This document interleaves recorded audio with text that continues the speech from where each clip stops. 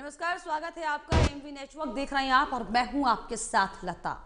हिंसा, बवाल, तनाव का साजिश करता कौन? जी हां, हल्द्वानी में बीती शाम हुई पत्थरबाजी कांड के बाद से ही अब ये सवाल सबके जहन में है कि जो हालात 8 फरवरी की शाम हल्द्वानी के बनभूलपुरा से सामने आए, क्या उसकी पटकथा पहले से ही लिखी जा चुकी थी?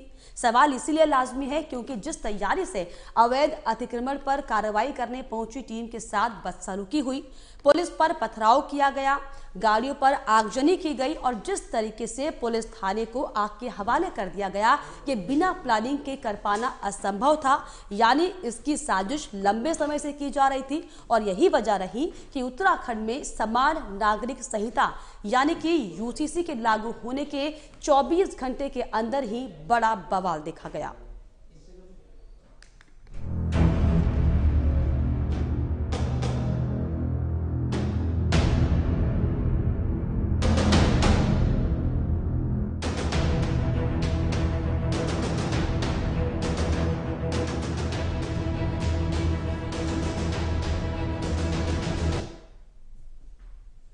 तो हल्द्वानी के बनभूलपुरा में हुए बवाल के बाद से ही हालांकि धामी सरकार एक्टिव मोड पर है।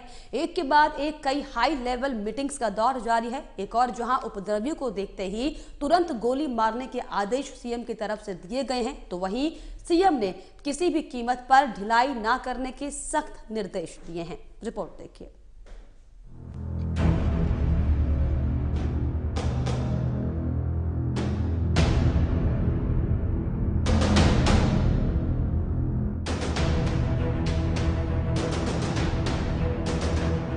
उत्तराखंड के हल्द्वानी में गुरुवार को जमकर हिंसा हुई। अतिक्रमण हटाने गई टीम को भारी दिक्कतों का सामना करना पड़ा। टीम को चारों तरफ से उपद्रवियों ने घेर कर पत्थरबाजी शुरू कर दी। इस पत्थरबाजी में 200 से ज्यादा पुलिसकर्मी और 300 लोगों के घायल होने की सूचना है। वहीं गुरुवार शाम को 5 बजे से कई घंटों तक चले उपद्रव को देखकर नैनीताल डीएम ने जो मंजर आज साझा किया, उसमें ये साफ है कि ये घटना पूरी तरह से प्लान कर अंजाम दी गई थी। डीएम ने बताया कि किस तरह से कानूनी दांवपेच में प्रशासन को उलझाए रखा और पीछे से इस घटना की प्लानिंग की गई थी। प्रशासन अपीलों की जांच में व्यस्त था और दूसरी तरफ खाली पड़ी छतों पर पत्थर जुटाए गए। प्लास्टिक की बोतलों में पेट्रोल बम भरकर तैयार किए गए थे और उसके बाद ऐन वक्त पर हर घर से आफत की बारिश शुरू हो गई। पीसफुली डिमोलिशन ड्राइव शुरू हुआ। प्रिवेंशन के लिए फोर्स लगाई गई। अतिक्रमण की कार्रवाई के लिए जितनी फोर्स रिक्वायर्ड होती है वो लगाई गई, लेकिन कुछ अराजक तत्वों के द्वारा अनप्रोवोक्ड, अनहार्म्ड, अनटच्ड तरीके से पूरी कार्रवाई होने के बाद भी बड़ी मात्रा में with in half an hour इकट्ठा होकर जो है हमारी जो टीमें हैं नगर निगम की, उन पर पहला अटैक किया गया पत्थरों के माध्यम से। पत्थर बरसाने शुरू करे गए चारों तरफ जो छतें हैं उनके माध्यम से। मैंने आपको 30 तारीख की फुटेज दिखाई, किसी छत पर कोई पत्थर नहीं था। तो जिस दौरान ये सारी विधिक प्रक्रिया चल रही थी, जब हम सुनवाई कर रहे थे, माननीय उच्च न्यायालय सुनवाई कर रहा था, तो छतों पर पत्थर उस दौरान इकट्ठे करे गए। इसका मतलब इट वाज प्लान्ड कि जिस दिन भी डिमोलिशन ड्राइव होगी, हम उस दिन इस तरह से फोर्सेस को अटैक करेंगे, इस तरह से डिमोरलाइज करने की कोशिश करेंगे स्टेट मशीनरी को। इस घटना के बाद से ही धामी सरकार एक्टिव मूड पर है। एक के बाद एक हाई लेवल मीटिंग का दौर जारी है। तमाम कार्रवाइयों के आदेश दिए गए हैं, लेकिन इस हिंसा ने कहीं न कहीं पुलिस और प्रशासनिक अमले की तैयारियों को भी उजागर कर दिया। पुलिस इंटेलिजेंस एलआईयू पर सवाल उठ रहे हैं कि उन्हें कैसे नहीं पता चला कि छतों पर पत्थर इकट्ठा किए जा रहे हैं। आपको बता दें कि ये घटना उस समय सामने आई जब एक दिन पहले ही उत्तराखंड विधानसभा में यूसीसी पास हुआ। जाहिर है इस बात को लेकर अति संवेदनशील इलाकों पर स्वाभाविक तौर पर अलर्ट होना चाहिए था। बहरहाल अब इस घटना के बाद राज्य सरकार इस मुद्दे पर काफी गंभीर है और मुख्यमंत्री पुष्कर सिंह धामी ने इस हिंसा पर कड़ा रुख अपनाते हुए दंगाइयों और उपद्रवियों के खिलाफ कठोर कार्रवाई करने के निर्देश दिए हैं। उन्होंने हल्द्वानी के बनभूलपुरा में हुई घटना के संबंध में शासकीय आवास पर अधिकारियों के साथ एक उच्च स्तरीय बैठक कर वर्तमान स्थिति की समीक्षा ली। इसके अलावा पुलिस को अराजक तत्वों से सख्ती से निपटने के स्पष्ट निर्देश दिए गए हैं। Desk report, AMV network.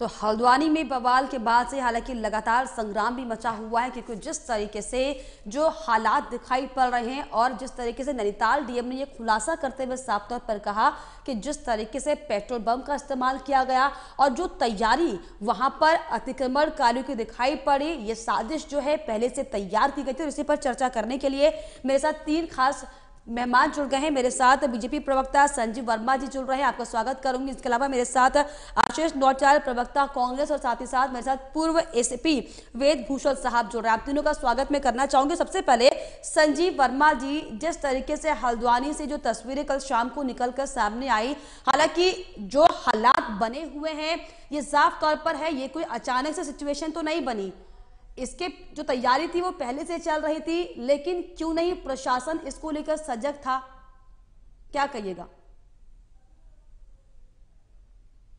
देखिए, किसी भी प्रकार का कोई भी सरकारी और अर्ध सरकारी कोई भी भूमि है, उसके ऊपर किसी भी प्रकार का यदि कोई भी व्यक्ति, कोई भी संस्था, कोई भी वर्ग अतिक्रमण करता है तो किसी भी प्रकार के अतिक्रमण को बर्दाश्त नहीं किया जाएगा।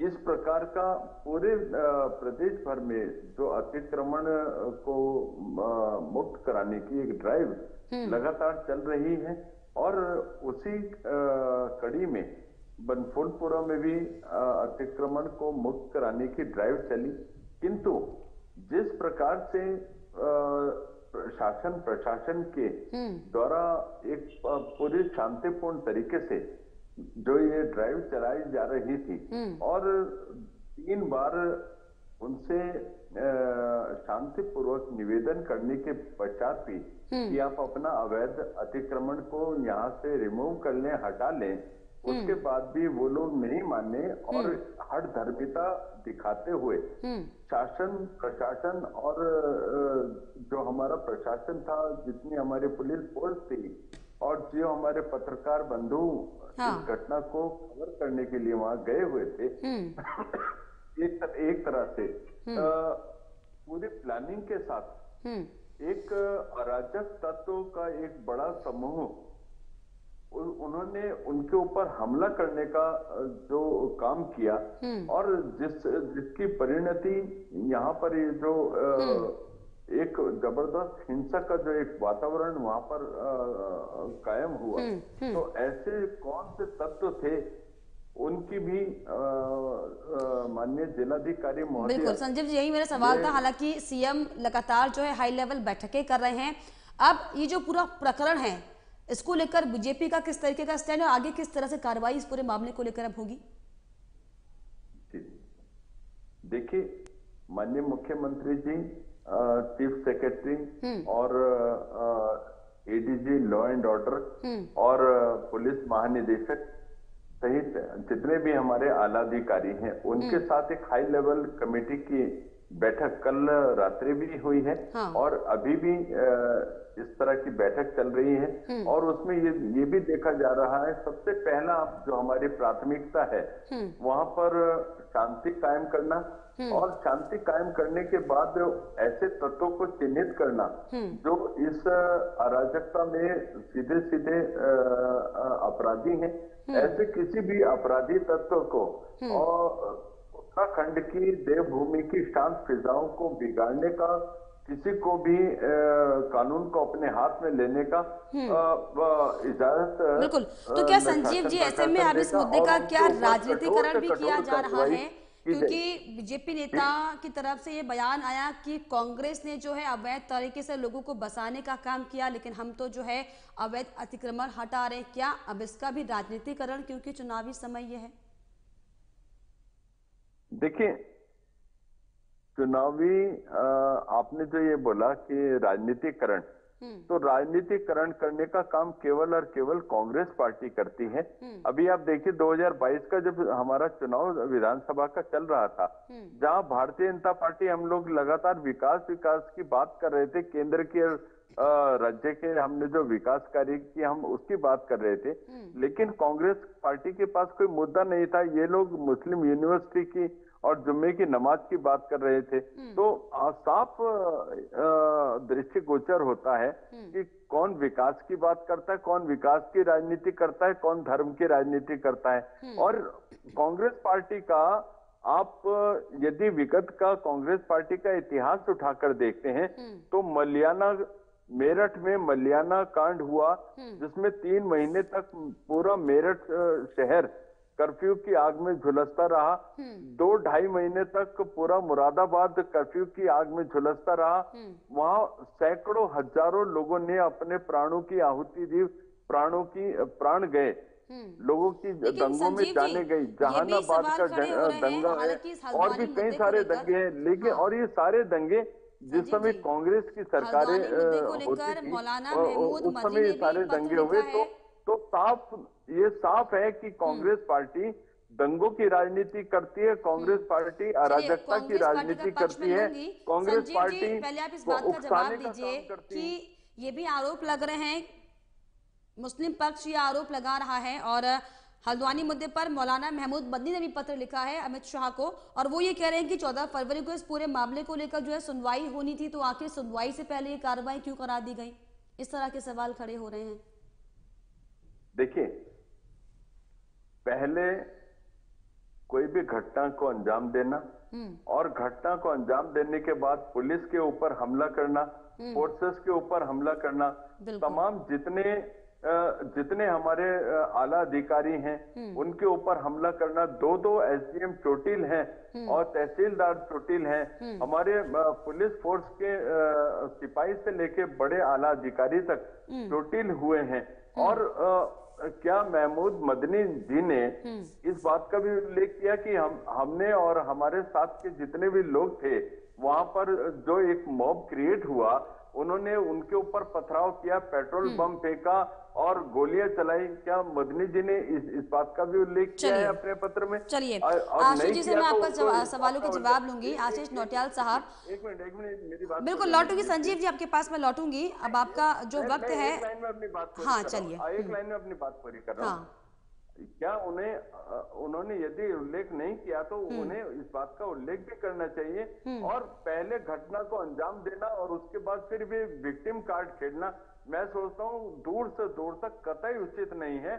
और तमाम जितने भी तथ्य हैं सबकी एक तरह से माननीय मुख्यमंत्री जी पूरी घटना की मॉनिटरिंग कर रहे हैं, और जो भी घटना के अंदर जो भी वर्ग, जो भी व्यक्ति संलिप्त पाए जाएंगे उन तमाम के ऊपर कठोर से कठोर कार्रवाई होगी। इस बात को पूरी तरह से सभी वर्गों को और ऐसे असामाजिक तत्वों को सुनिश्चित कर देना चाहिए। असामाजिक तत्वों पर कार्रवाई सख्त होनी चाहिए। आशीष नौटियाल जी, ये जो है संजीव जी कह रहे हैं कि जो कार्रवाई हुई है और जो हालात हल्द्वानी में कल से दिखाई पड़ रहे हैं, जो माहौल तनावपूर्ण बना हुआ है, ये जो दंगा हुआ है, इसके लिए सिर्फ कांग्रेस जिम्मेदार है। जो कल हुआ उस पर क्या कहिएगा? उसके बाद जो आरोप लग रहे हैं कांग्रेस पर, इस पर अपना स्टैंड साफ कीजिए। मैं बिल्कुल बताना चाहूंगा मैडम। पहली बात तो ये कि हमारे भाजपा वालों के सपने में दिन भर कांग्रेस ही आती रहती है। घटनाएं आपके राज में हो रही है, कर हो रहे हैं, आपको दिख कांग्रेस भी है, तो इसके लिए आपको साधुवाद कि आप कांग्रेस से डरते तो हैं। दूसरा, मैं हल्द्वानी के मुद्दे पे आना चाहूंगा जिसपे मेरी चर्चा हमारी होती है। देखिए मैडम, हल्द्वानी के अंदर जो घटना हुई है उसमें जो मारे गए और जो पुलिस बल जो भी इसमें जख्मी हुए हैं, उनके प्रति मैं कांग्रेस पार्टी की तरफ से अपनी गहरी संवेदना व्यक्त करता हूँ। बहुत दुखद हुआ, बहुत गलत हुआ, ऐसा नहीं होना चाहिए था। और मैं सरकार से मांग करूंगा, प्रशासन से मांग करूंगा, जिन लोगों ने भी इस तरीके की घटना को अंजाम देने का कार्य किया है उनके ऊपर सख्त से सख्त कार्रवाई होनी चाहिए कि आने वाले समय में कोई भी व्यक्ति इस प्रकार की हिम्मत न कर सके कि आज हम पुलिस बल जो हमारी रक्षा के लिए होता है उस पर अगर हम पत्थर मारने का काम कर रहे हैं तो ये अत्यंत दुखद है। मैडम, जहां तक बात है ये हुआ क्यों, इस पे मैडम पूरी चूक प्रशासन की है। आप बताएं मैडम, हमारे पास LIU है, हमारे पास इंटेलिजेंस है, ये लोग कहाँ थे? इन लोगों ने पहले इस स्थिति को क्यों नहीं भाप दिया? जब भी किसी जगह में कोई धार्मिक स्थल के साथ इस तरह का हम कार्य करते हैं, तोड़ने का या कोई भी काम होता है, तो उससे पहले हमारा LIU इंटेलिजेंस पूरा सतर्क हो जाता है कई दिन पहले से, और पूरी निगरानी रखी होती है। मैडम, कहाँ गए हमारे ड्रोन?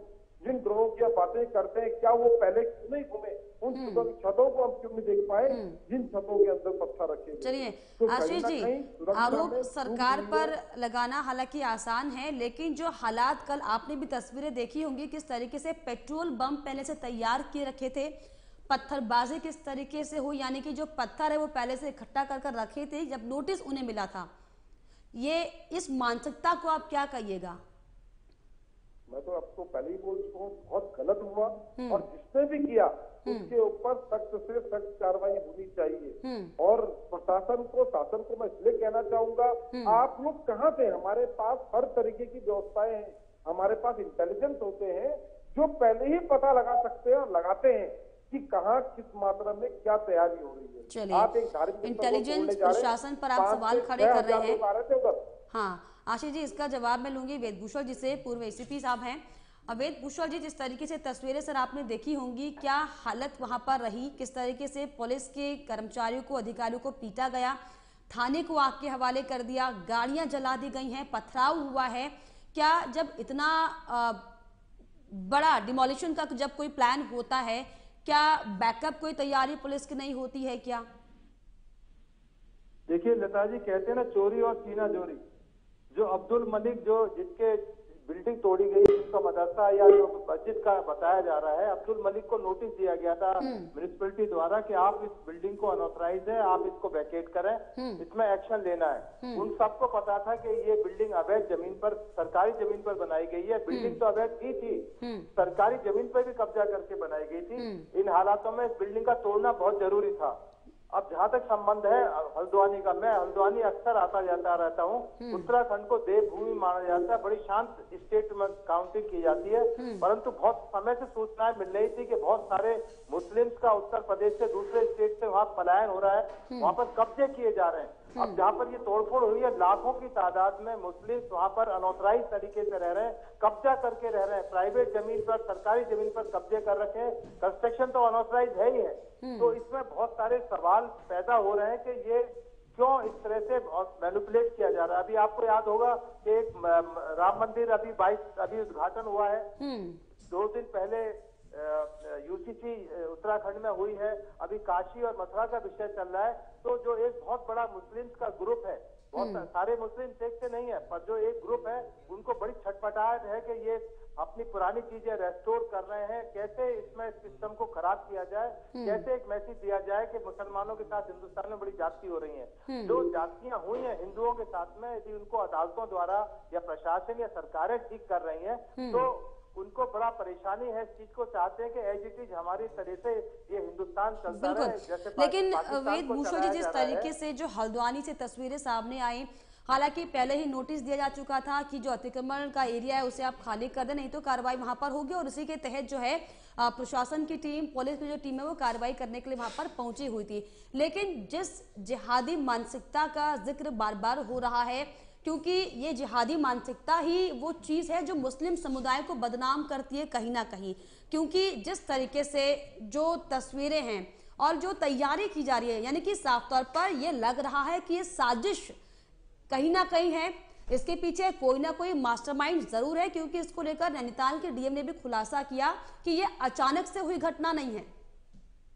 देखिए, हिंदुस्तान नहीं, पूरे आप दुनिया में मुसलमानों की जो मानसिकता आप देखेंगे, समझेंगे तो एक जैसी मानसिकता मिलेगी। क्योंकि उसमें मदरसों के अंदर उनको शिक्षा ये दी जाती है कि केवल मुस्लिम जायज है, बाकी सब नाजायज हैं। मैं इजिप्ट, एक टर्की कंट्री है, वहां पर एक मस्जिद है जिसका नाम पहले हागिया मस्जिद कर दिया गया है। वो पहले मैं खुद गया था वहां पर। जब मैं गया था तो वहां पर एक बहुत बड़ा म्यूजियम था, वो क्रिश्चियन म्यूजियम था, क्योंकि पहले वहां पर ऑटोमन एम्पायर था, क्रिश्चियंस का वहां पर राज था।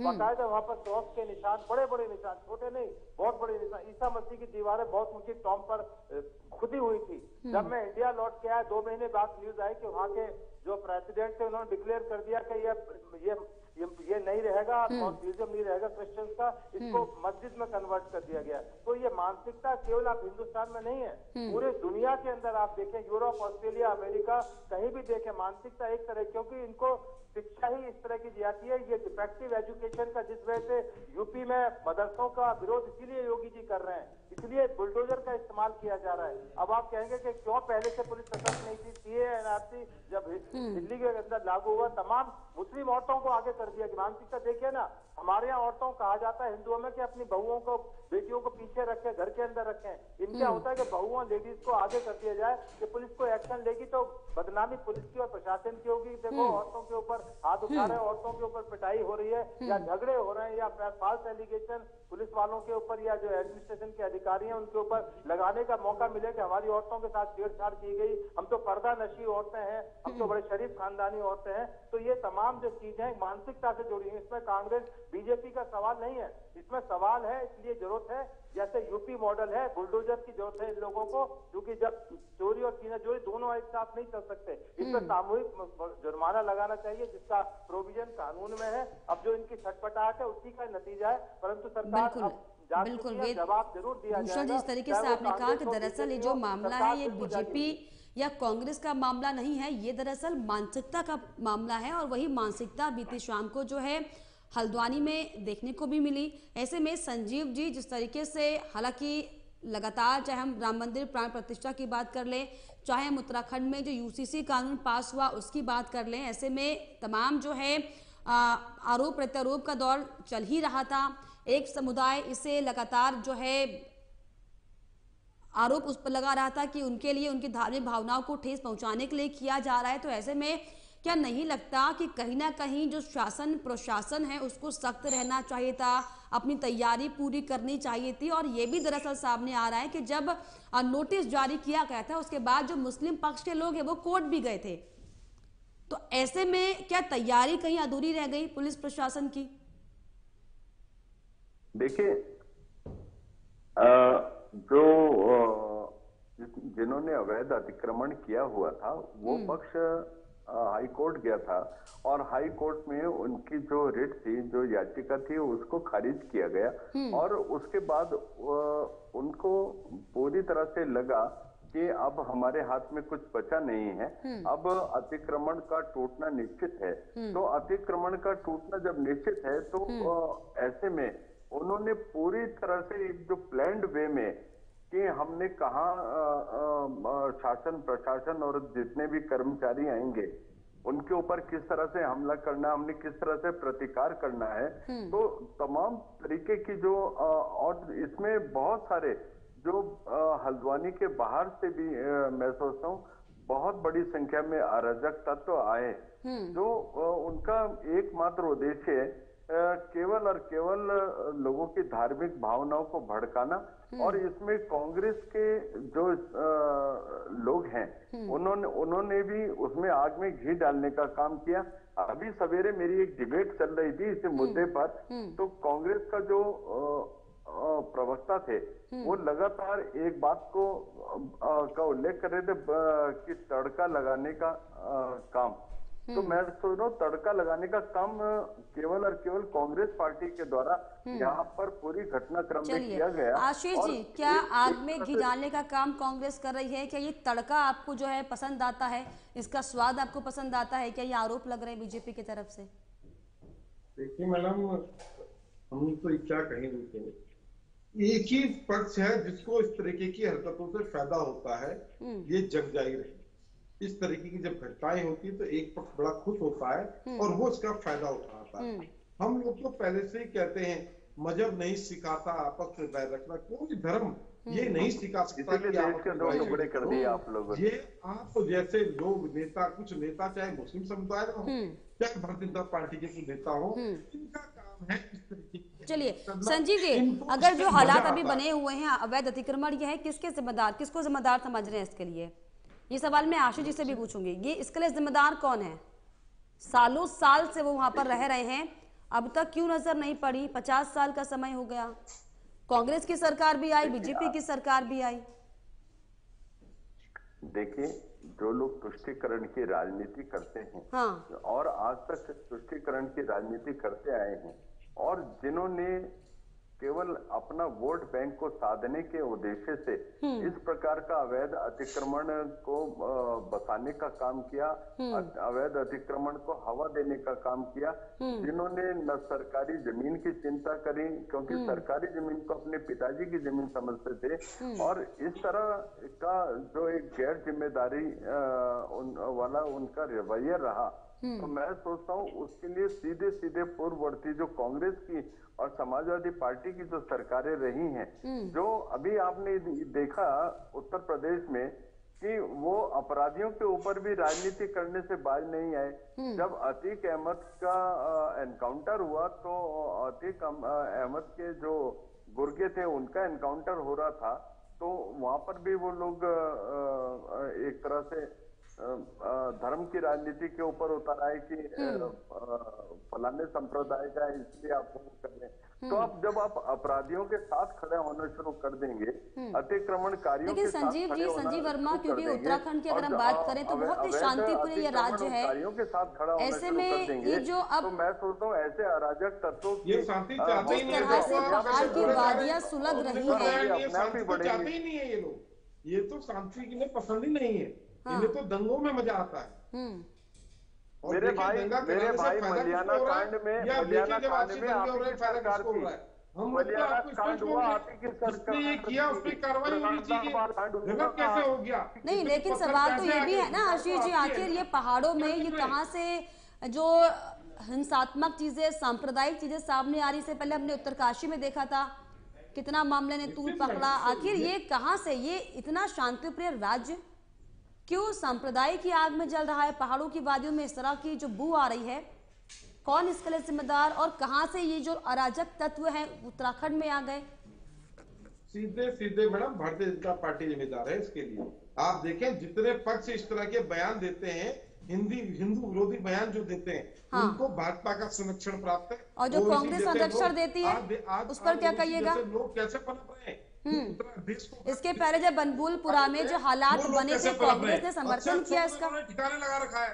आप देखिए ओवैसी जैसे लोग कैसे बोल रहे थे इतना उल्टा, राष्ट्र के लिए कैसे उल्टी बातें बोलते, तब भी सही चल रहे। चलिए फिलहाल जिस तरीके से जो हालात, जो तस्वीरें सामने आई है, ये गंभीर है विषय, लेकिन इसका राजनीतिकरण होना वाकई बहुत ज्यादा शर्मनाक होगा। लेकिन बहुत शुक्रिया आप सभी का इसमें मेरे साथ जुड़ने के लिए। संजीव वर्मा जी बहुत शुक्रिया, आशीष नौटियाल बहुत शुक्रिया, वेशभूषण जी बहुत शुक्रिया।